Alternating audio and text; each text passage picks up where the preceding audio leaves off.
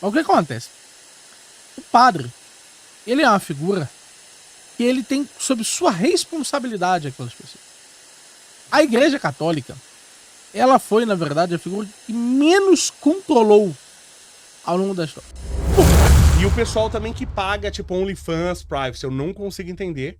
Com a quantidade de pornografia grátis, pra mim, quem faz OnlyFans e Privacy, depender de mim, morre de fome. Mas sabe o que eu já reparei? Reparei que boa parte das mulheres que vendem OnlyFans, quem compra no primeiro stand são as pessoas ao redor dela. Só pra ver. Mas só isso ela não ia ganhar o que ganha. Não ia, uma hora Eu ela acho, consegue pra gerar o mim, resto. a pessoa que paga por isso tem algum problema mental. Ela tem algum problema, assim, de ela precisar exercer poder. Porque, até onde eu sei, eu vi uma entrevista, acho que da Mulher Melão, que ela fala que a pessoa pede coisas e ela faz. Então, eu acho que é a pessoa que tem algum problema mental, ou algum problema de convívio social, e ela precisa ter poder sobre pessoas. Eu nunca pagaria por isso. E eu falo pras mulheres, se você conhece um cara e você descobre, que se você vê lá na fatura do cartão, tem Privacy ou tem OnlyFans, foge. É um cara Foge doente. desse cara. Eu acredito. Eu acho que não é uma pessoa Ó a capa boa aí pro Matheus muito aí. bem da Quem cabeça, consome... Não quem consome. Quem paga. Quem paga. Quem paga, não quem consome. Quem paga. Se a pessoa me der lá, sei lá, eu não conheço ninguém que tenha... No acesso. Não. Alguém que apareça nesse... Tipo, a única pessoa que eu conheço que faz Privacy e OnlyFans é aquela que ficou famosa, que é a beisola do Tinder. Martina. Eu não tenho interesse em ver ela pelada. Não me chama atenção. Não é uma mulher que me chama atenção. Sei lá, se fosse a tiazinha, que é linda, ou a Sandy. A Sandy talvez eu pagaria pra ver. Acho que talvez eu pagaria pra ver. Talvez não, pagaria. Mas só pra ver, acabou. Mas se alguém me desse um acesso grátis, eu olho. Mas pagar... Nem a pau. Mas você não acha que hoje a gente sabe muito melhor quais são os problemas relacionados ao uso da pornografia do que sabia 20 anos atrás? Tenho certeza disso. Hoje Eu a já gente falei sobre entende bastante como a pornografia destrói o cérebro do cara. Mas o consumo continua alto. Eu já cansei de falar pros jovens. Não consumo. Eu sou um cara que... Na sua época eu não sabia. Não. Sabia. Pessoas sabiam. Mas não era de... Não sabia muita coisa. Eu sou um cara que eu sou viciado em algumas... Por exemplo, eu consegui me desviciar do açúcar. Eu comia açúcar pra caramba. Eu não consumo mais. Não se sabia, na minha época, dos problemas do açúcar. Né? Eu ainda... Uma coisa que eu não consegui tirar o vício, o chocolate. Eu não consigo não comer, ficar muito tempo sem chocolate. Sou viciado. Hoje se sabe mais. Na minha época eu não sabia, né, sobre isso aí. Hoje se tem, obviamente, muito mais informações sobre isso. E eu acho que no caso da pornografia, primeiro é da sensibilização, né? Sensibilização aguda em relação a... Muitos sofrem problemas de impotência. A pornografia vai fazer a pessoa que ver muita pornografia, ela vai ter dificuldade com relacionamento. Sim. Ela vai ter dificuldade com relacionamento. Então ela é ruim pra homem, é ruim pra mulher. É ruim pros dois. Já falei sobre isso. É a mesma coisa também os caras agora tá tendo muito. Vocês vão já no Júnior lá, né? Isso. Do Redcast, né? Eles falam muito das mulheres que se relacionam com muitos homens, né? Sim. Porque a mulher sempre vai. A mulher teve 50 parceiros, 100 parceiros. Ela sempre vai comparar. É vai o mesmo comparar. problema da pornografia. Ela sempre vai comparar. Fala, o fulano de tal era melhor de cama que você. Sim. O cara era. Mas o dava mais segredo aí é ser adrenalina. melhor de cama do que os outros. Quê? O segredo aí é ser melhor de cama do que os outros. Aí é Concordo, difícil. mas eu não tenho verdade pra isso, entendeu? Não, apesar que eu... Não vou falar. Acho que a intimidade a gente não deve ficar... Mas tudo bem, né? Mas eu acho que é pior pra mulher do que pro homem ter vários relacionamentos. O homem não deve ter muitos relacionamentos e a mulher também não. Mas a mulher, por ser mais emocional, eu acredito, tô falando que é pior pra mulher do que o homem. E a mulher, isso a Bíblia fala muito sobre isso, né? Lógico. Olha, você é uma pessoa religiosa? Eu já falei isso várias vezes. Eu estou estudando a Bíblia tardiamente. Deveria ter estudado antes. Mas eu acho bom não ter estudado antes. Porque tudo que tá na Bíblia eu aprendi... Não, obviamente não tudo, mas muito do que tá na Bíblia eu aprendi na raça. Então o cara que aprendeu na teoria, lendo só a Bíblia, ele pode ser convencido do contrário. Eu não vou ser convencido do contrário. Porque eu aprendi apanhando que o que tá ali na Bíblia tá certo. E praticamente a gente vê a maioria das situações sociais que você vai passar na vida, e você tem várias situações sociais que são canônicas na vida dos seres humanos, ela tá lá explicada na Bíblia, ela já tá exemplificada. Então você antecipa os problemas e sabe lidar com eles.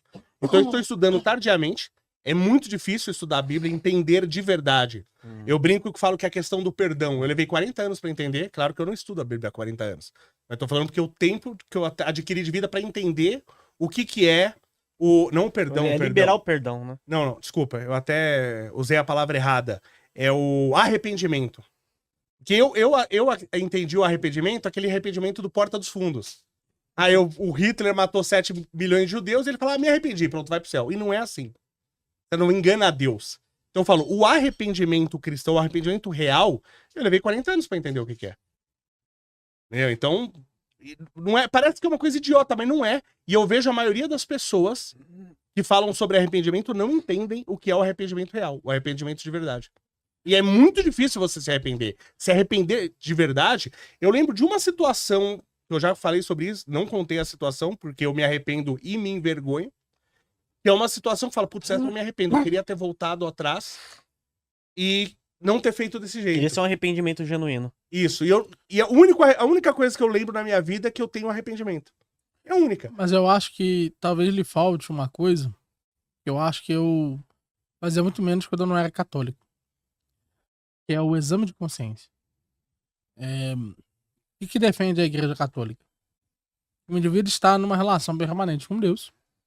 E ele deve estar sempre se questionando acerca de suas próprias atitudes. E ele deve estar sempre se questionando no que eu poderia ter feito diferente. Como eu poderia ter agido. E ele, para isso, ele vai colocar um padrão moral. Qual que é o padrão moral? É o padrão da santidade. É o padrão de nosso Senhor Jesus Cristo. Quando ele coloca esse padrão, ele tem um padrão extremamente atípico do ponto de vista das ações do homem.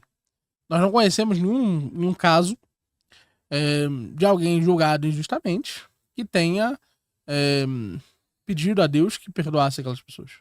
Nós não temos nenhum caso de alguém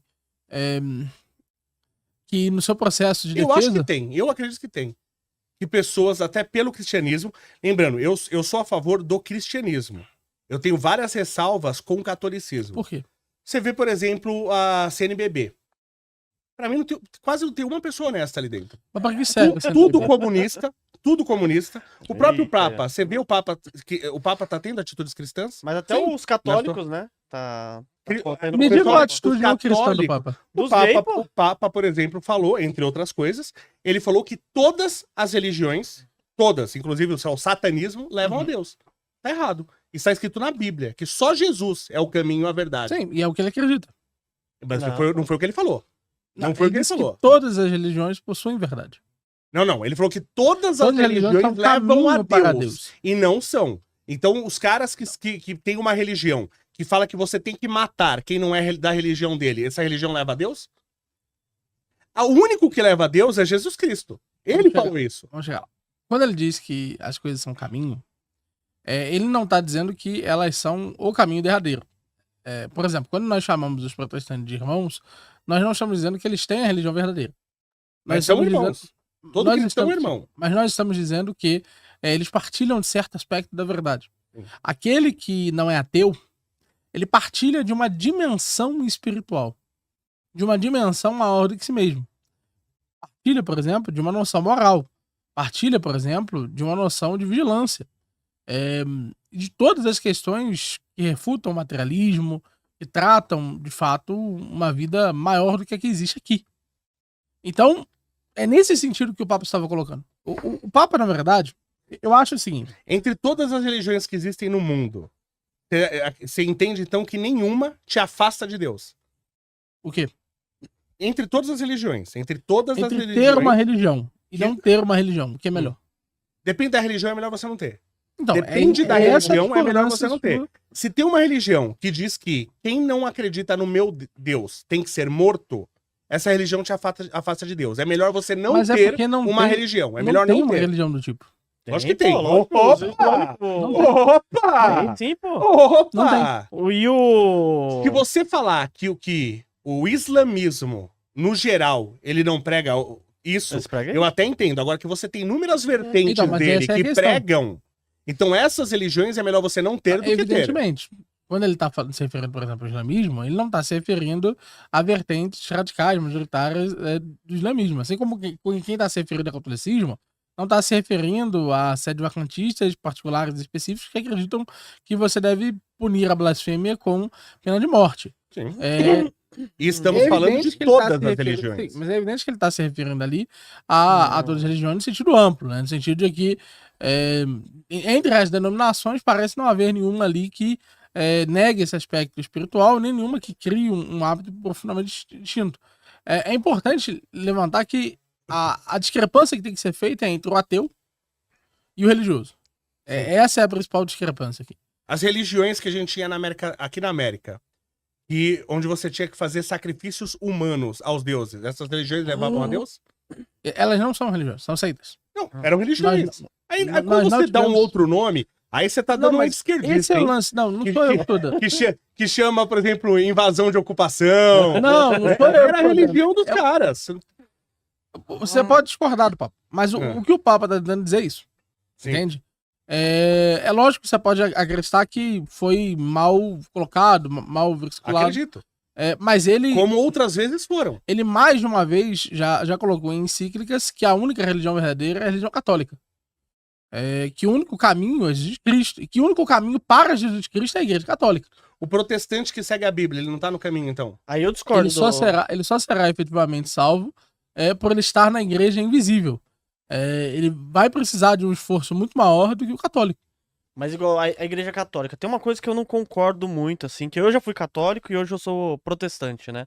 Lá eu via lá o padre sem poder ter mulher, né? Aí eu falei, mano, não faz sentido. Não, mas é que o padre ele tem que ter uma vida de santidade, tem que se dedicar à igreja e tal, aí beleza, né? Aí eu comecei a analisar, estudar, e eu vi vários relatos lá, e na realidade é porque a igreja não queria ter que dividir os bens da igreja com a família do papa do padre que morreu. Meu querido, mas E aí não é por isso. Não, eu sei. existe. Essa história ritos. existe. Existe uma coisa chamada rito. É. E existem muitos padres que casam. No Oriente, praticamente todos os ritos, os padres casam. O rito latino, que é o rito ocidental, é o único rito que o padre não casa. Você acha que o padre deveria casar? Particularmente sim, eu seria padre se fosse autorizado. Seria? Seria. Você não ia comprar nem a Playboy da Sandy, então eu tô... Mas tudo bem. Por exemplo, eu entendo isso, já ouvi falar disso, por exemplo, aí você que é católico, eu queria ouvir de você. Que realmente o padre, ele deve se dedicar a Deus Isso. e à igreja, e por isso ele não casa, Isso. certo? Aí eu tenho várias críticas à igreja católica, por exemplo, ao tanto que já esconderam casos de pedofilia. Eu acho que qualquer pessoa que acredita realmente em Cristo não vai esconder casos de pedofilia, né? Uhum. E outra coisa, se a pessoa não pode casar porque ela tem que se dedicar inteiramente a Deus, à igreja e aos devotos, o que você acha, por exemplo, do padre Fábio de Mello, que adotou uma boneca? Uma boneca. Uma boneca reborn. Eu acho isso, todo respeito ao padre, mas acho isso patético. Patético. E o cara fez todo o rito, foi lá, fez o documento, né? É uma doença, pois. Pra mim, a pessoa tem problema mental. E o cara ser padre e adotar uma boneca reborn, eu acho isso patético. Veja, eu também acho patético isso, mas o lance por que eu citei outros ritos? Porque eles acreditam que é perfeitamente possível ser padre e ter uma mulher. Sim. Então, Senão, não até é como que algo... você vai entender direito os relacionamentos? Então, mas o padre já acaba conseguindo entender bem os relacionamentos porque ele tá interagindo com muitas pessoas, né? Então, como ele tá sempre ouvindo confissões e tendo conversas, ele acaba ouvindo diversos lados. E uma parte da vida privada das pessoas e dos sentimentos das pessoas que tá inacessível pra gente. Aquilo que se fala no confessionário escandalizaria até mesmo o mais engenheiro Léo dos engenheiros Léos.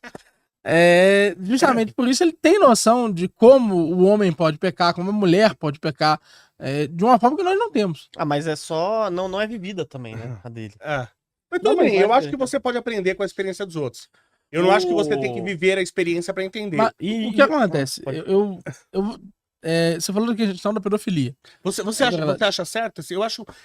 Me dá a impressão de que o confessionário ele surge como um sistema de controle. Nietzsche.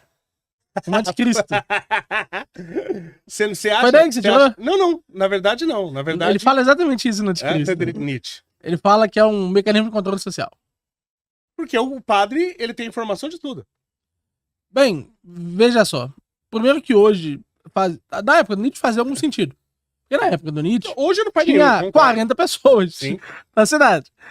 Hoje tem milhares de pessoas e o padre não lembra a cara de ninguém. Mas vamos lá. Mas o padre, desculpa, eu nunca fui no confessionário. Você já foi? Já, várias vezes. Tá. Quando você vai no confessionário, o padre ele só te dá a punição ou ele te orienta? Te orienta. Você começa fazendo o sinal da cruz, falando quais Se foram os confessa seus aqui pecados. pra gente ver. Não, Estamos com mais de 500 pessoas aqui. Não é assim que funciona. Mas o que acontece? O que acontece? Esse é o momento em que você vai falar as coisas sem descrevê-las. Então, a ideia é você ser o mais descritivo possível, no sentido de, por exemplo, quantas vezes você pecou, com que frequência, em que espaço de tempo. Então, isso você deve dizer. Mas você deve ser discreto em relação a pessoas, em relação a lugares e afins. Até para não escandalizar o próprio padre. E pra não expor outras pessoas. Não expor outras pessoas, Claro. exatamente. Então, existe uma forma de fazer isso, principalmente com pecados sexuais, que são pecados mais sensíveis. Então, muitas vezes você utiliza palavras mais delicadas para esse mesmo processo. Mas o que acontece? O padre, ele é uma figura que ele tem sob sua responsabilidade aquelas pessoas.